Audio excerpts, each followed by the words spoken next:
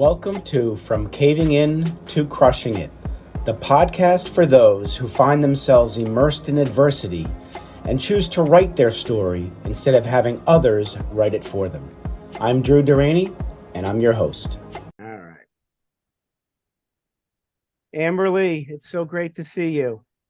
Oh, I am so happy to see you. It's so good to always get to good to get to talk with you. So thank you for having me on. Oh, and you're welcome. And heck, you're just fresh back from Miami for a big show that you were on stage for. So how'd that go? It was incredible. I have to say though, so I was one of the few female speakers. There's one other female speaker, Right. and it was all about cash flow and finances. Okay. And I was just thinking, I never in a million years would have ever dreamed, well, 12 years ago when I was in $2.9 million worth of medical expenses and out of work, that I would actually be standing on stage speaking to entrepreneurs about how to have financial freedom. So it was amazing. That's unbelievable. And that's a perfect segue because I just read one of your posts that you put up about 12 years ago, how people were telling you you can't do something after something happened to you. I want to hear that story again. You've told me it once before, but it never gets old, how you got through that. Can you share with us what it must have been like even before the accident, what your mindset was before the accident, and then when it happened, and then where you are now? I'd love to hear about that non-linear journey. Yeah, thank you so much. Well, I think mindset, everything starts with mindset. And I think that being an athlete my whole life and having great mentors and coaches really helped me develop a mindset to have a lot of grit.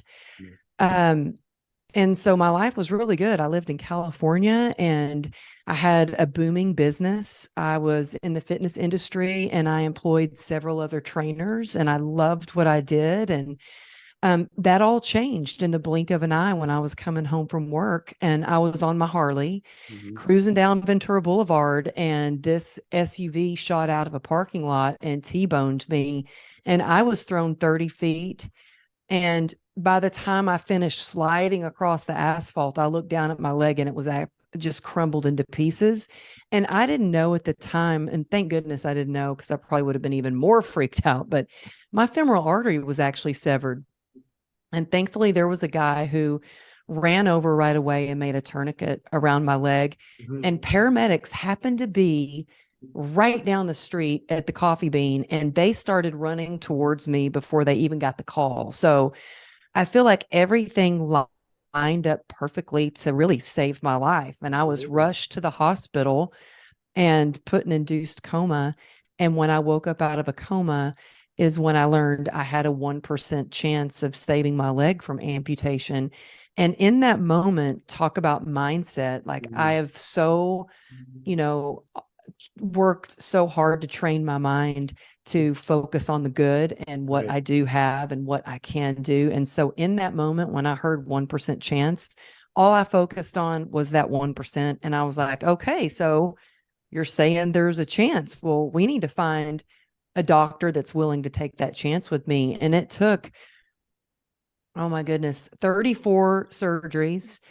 The first time I was in the hospital for 3.5 months, I was in and out of the hospital for years, and lots of hours and hours of excruciating physical therapy. In fact, the physical therapist gave me a key to their office. I still have the key to their office because I lived there. I was there every day they were open.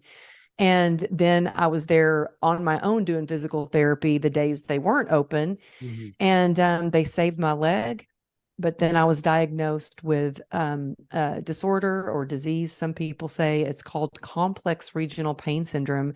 And it's actually dubbed the suicide disease because there's no known cure. And it's ranked highest on the pain scale. And it feels a bit like, so I have it in my leg, and it feels a bit like there is a bear trap on my foot. And so when I was diagnosed, I was so excited to be upright on crutches because they said, oh, it's going to take you 2 years to walk again. And I was like, oh, really?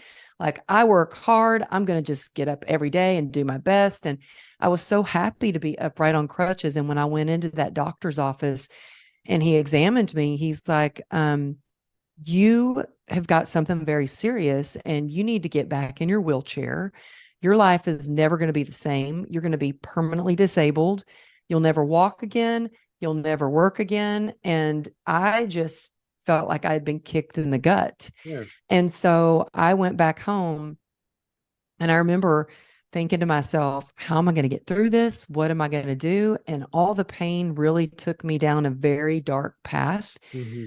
But this path, I've been able to learn, ways to get through adversity and tips on how to shift my mindset.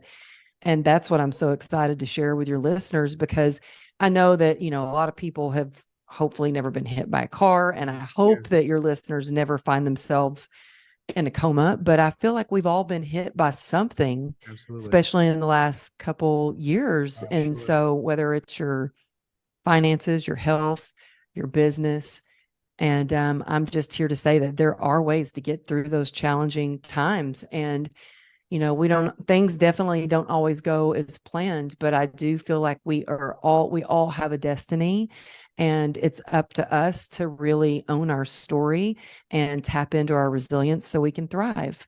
Absolutely.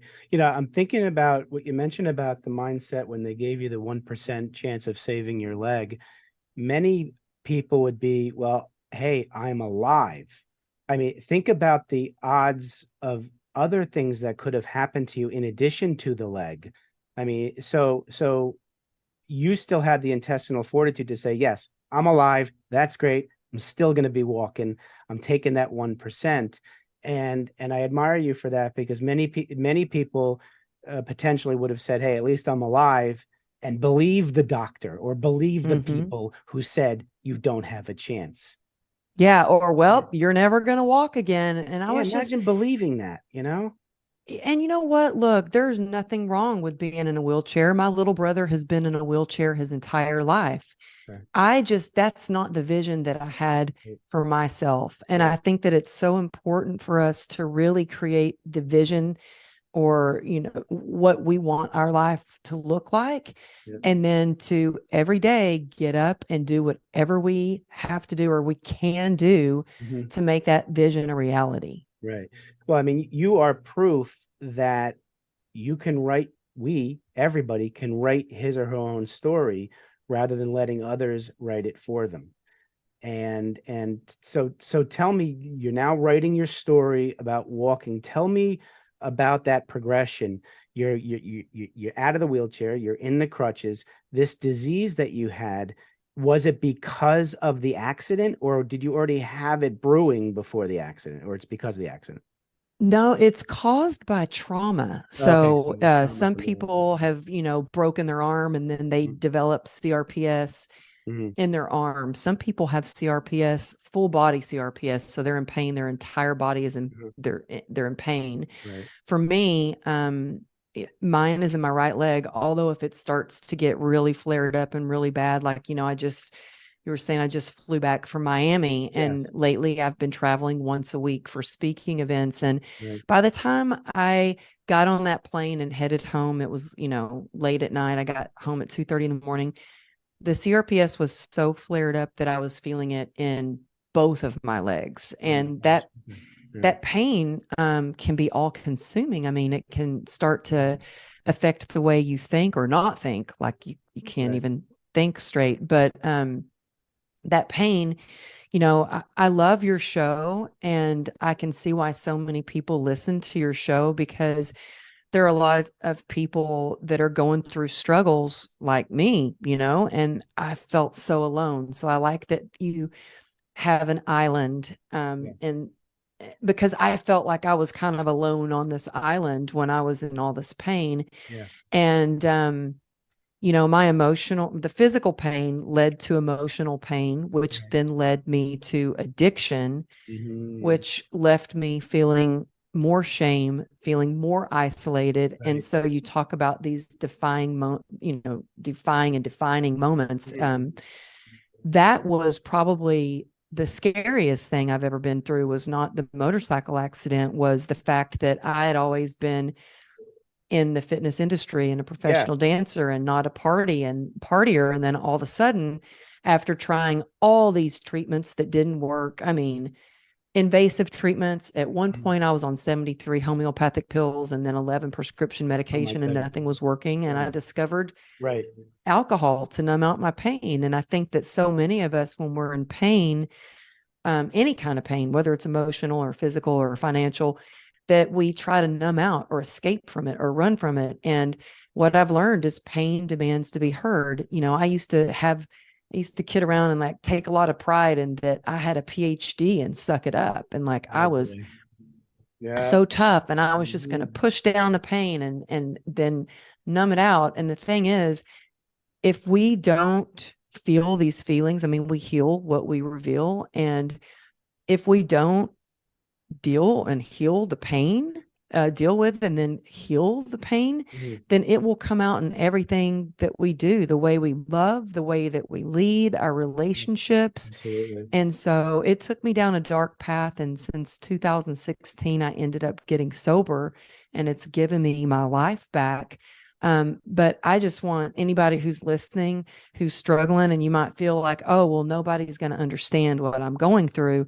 That's how I felt. I was like, nobody understands the shame that I feel, or the pain that I'm dealing with, or the fact that I've lost my career and my confidence and that I'm deformed. Nobody's going to understand that. Nobody's going to understand how I'm drinking every day. Like, oh, I had so much shame about that. And what I realized is we're all going through something. I mean, you were suffering in silence. Oh, suffering in silence. And it was just getting worse and worse and worse. And I thought, I cannot believe that I survived this near-death accident only to slowly be killing myself with alcohol. Okay. So now you're in this state. Your mindset sounds to be very different from when the 1% comment came up. How did you turn it around and get yourself sober and get yourself back on track with that grit and grace mindset that you have now? Well, I had this mindset of all grit. It was all grit, and it was all suck it up, and suck it up only gets you so far. Yeah, absolutely. And I was pushing and hustling and trying, and I was not, I was not in acceptance for where I was and who I was on my journey. I was in denial. Okay. And I think that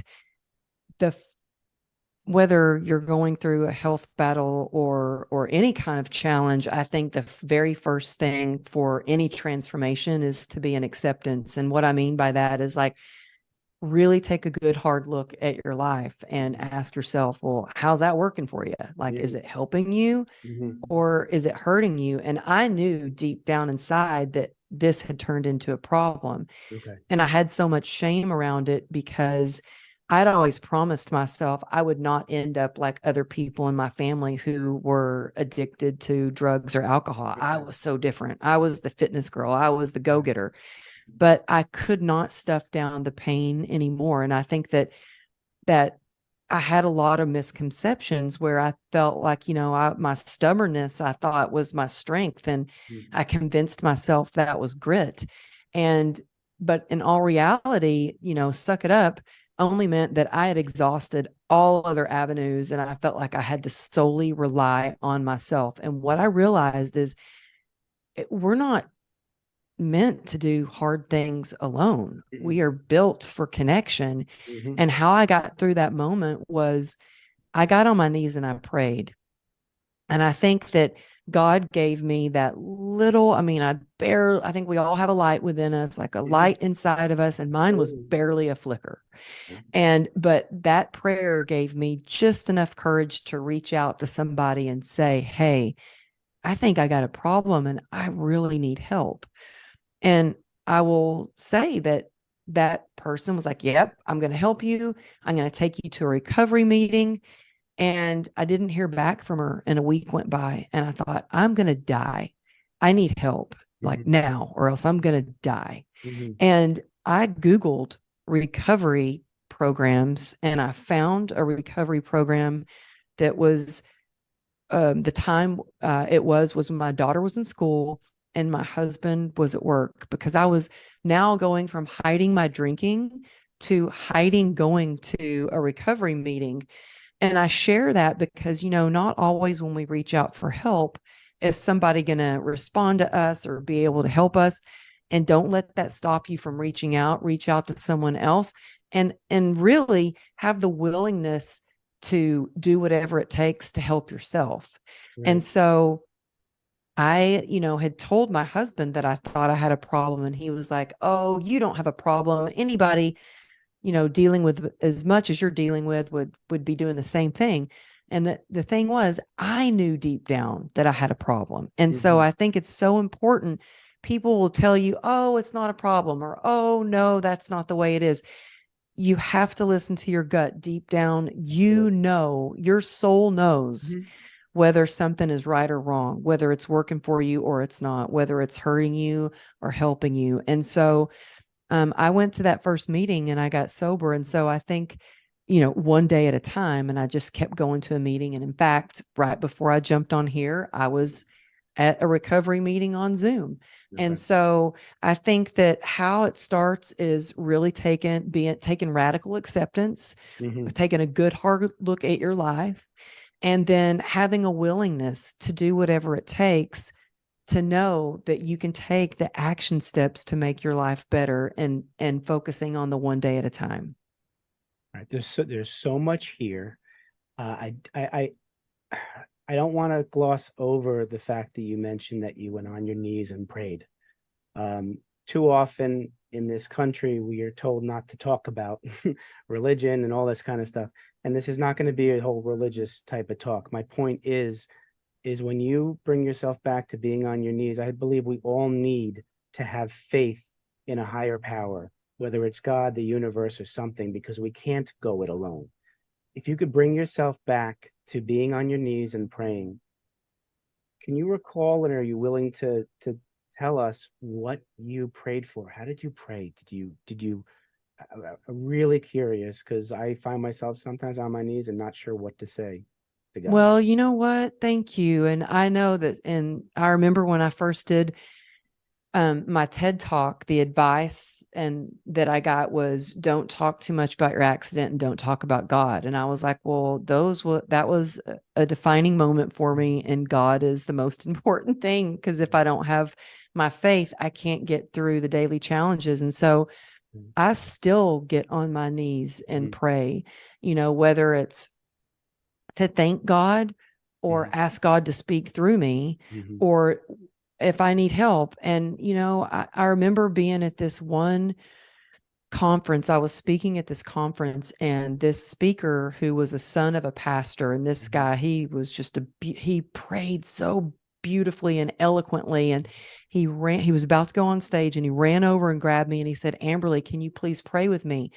And I kid you not, Drew, I started sweating because I was so nervous to pray out loud, because I don't pray all fancy or anything. I pray to God just like I'm talking to a friend. And so when I get on my knees and pray, when I prayed at that moment, I said, "God, I need help. Can you please help me?"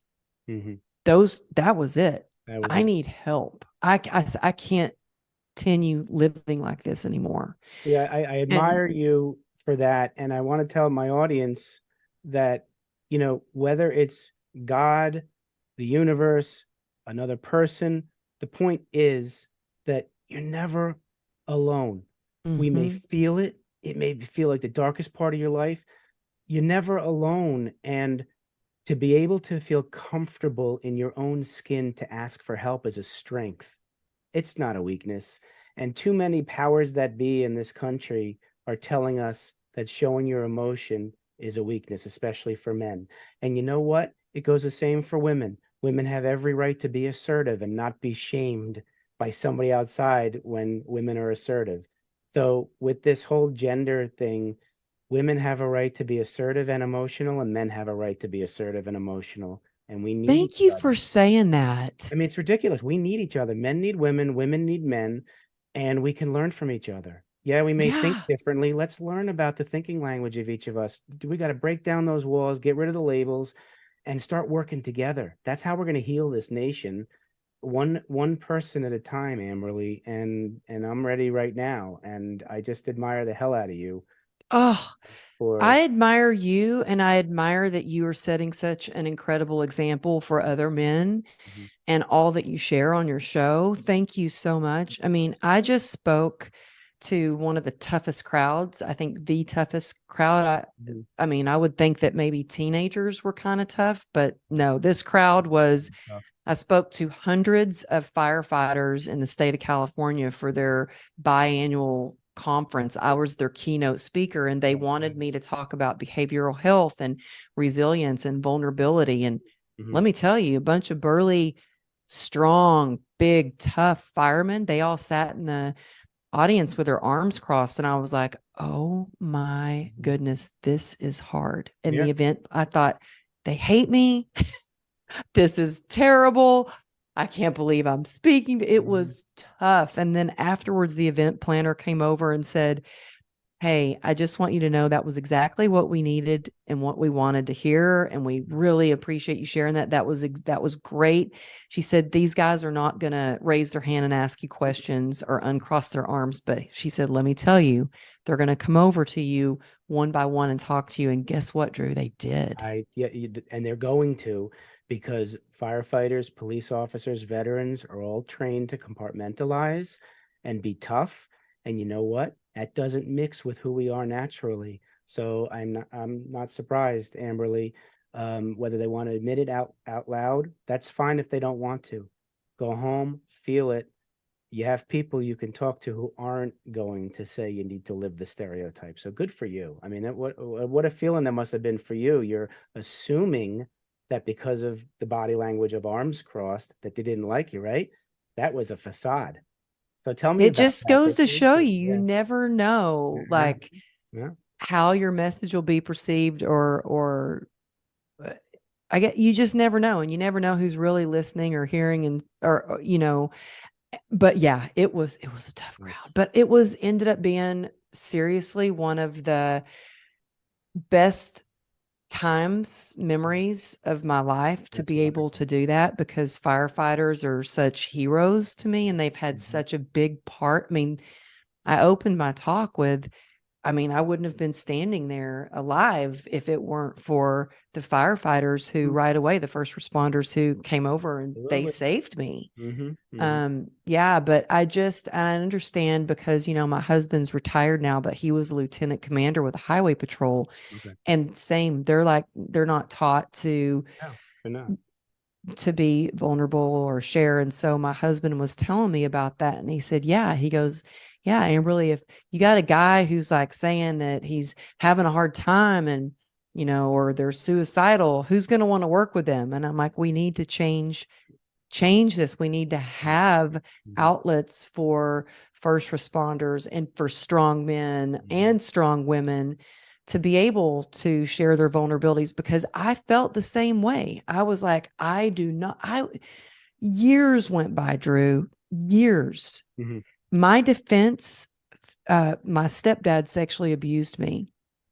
And when I would cry, he would laugh at me, point at me and laugh and say, I knew it. I knew I could get you. So for years, I Wow. didn't cry. And my defense was, I am not going to show vulnerability or any emotion, and I will never cry again. And it Mhm. hit me Mhm. one day. My daughter and I were running through the airport, and I had my hands full, and I missed my flight. I got to the gate Mhm. and I saw Yeah. the plane backing Yeah. up, and I just Yeah. dropped all my bags and started crying. Mhm. And she was little, and she looked up at me and she said, Mama, I didn't know you knew how to cry.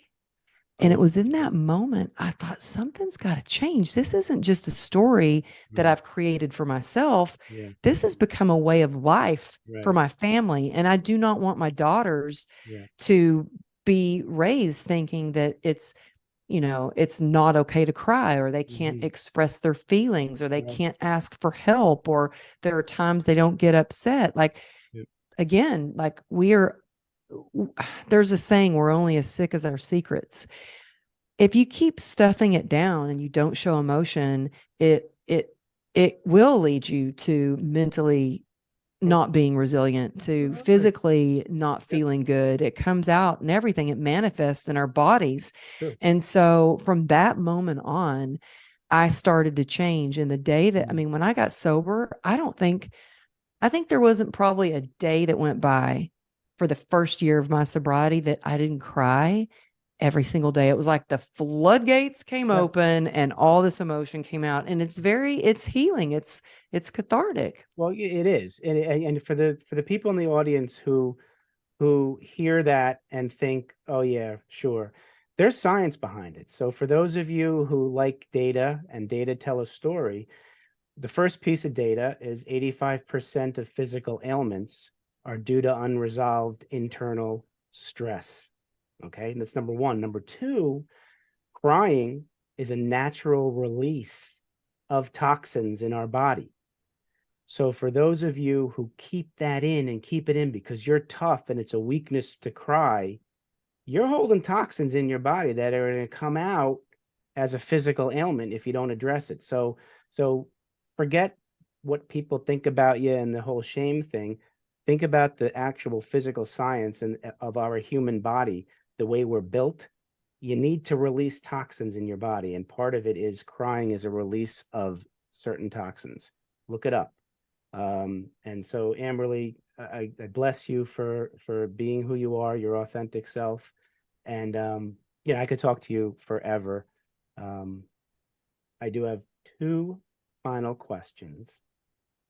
And before we let the audience know how to get in touch with you, because we've gotten the essence of Amberly now, and they're going to want to reach out to you. First question: you're sitting down with 7 to 10-year-old Amberly, and you want to give her advice about life. What are you going to tell her? Listen to your gut. Trust your gut. Your gut never lies. You're right. Listen to your gut, because for so long, like at that age, at age 8 or 9 is when the sexual abuse started. And I knew that it wasn't right. But my stepfather said, this is right. This is how dads teach their daughters. And in my gut, I was like, no. So for a long time, I didn't trust myself because I trusted this, authority over me who was supposed to love and protect me. And so I would tell my younger self to trust your gut. Beautiful. That one hit me. I give you credit. Okay, last question. Switching hats. You're now sitting with young Amberly, the professional businesswoman, entrepreneur, going to make it in the world. What kind of business advice are you going to give her? I would say that it takes grit plus connection. And that's where you're going to be resilient in your business. Because what I learned, I used to try to just be all about the grit and the hustle. And, I was mottos in Texas, like get her done and cowgirl up. And what I've learned, grit without connection, without community, just feels like resistance. It feels like hitting roadblocks or rock bottom. It feels like trying to crawl, claw your way to the top. It feels like moving through quicksand. But grit with connection, well, that's where you truly find resilience. That's where you can have something sustainable. And I would like to say one more thing is, find joy for the journey. Have more fun. Do what makes you happy. And don't take life so seriously. And remember why you started. I mean, I could go on and on, but that's okay. I love talking with you. Sure, I'll want to have you on again. All right. So right now the audience, I believe we've captured the essence of Amberly Lago, and they're going to want to get more of you. How can the audience reach you? You can find me at amberlylago.com. I hang out and lots of behind the scenes shenanigans on Instagram, mostly is where I hang out. It's Amberly Lago Motivation. And then I would love to give your audience something that I've created so if they're going through any kind of a struggle, they'll be able to implement this. I have something called the PACER methodology, and it allows you to tap into your superpower of resilience and thrive. So if you just text me the word GRIT, GRIT, to 818-214-7378, you'll get your free downloadable playbook. I say playbook because I think we all need to play a little bit more in life. But yeah, so, and you can also just text me there. That's my text number, and I will text you back. It's me actually texting you. So sometimes it takes me a couple of days, but it's me, and I'd love to hear from you and let me know that, you heard this episode with Drew and I. Absolutely. And I'll put all that information in the show notes, everybody, so you'll be able to see it. Well, Amberly, thank you. And I want to let you know, I'm grateful you're in my life, and there's a reason why we met. And please keep doing what you're doing, because you inspire me and you inspire others. So thank you so much for coming on again. I really appreciate it. Oh, thank you. You inspire me. I love your show, and I love the work that you do. It's so needed in the world. So thank you for this opportunity to be a part of this, and to get to connect with your community. And I just really appreciate you. Oh, thank you so much. It's my pleasure. All right, everybody, have a safe and healthy life. We love you. Talk to you later. Bye.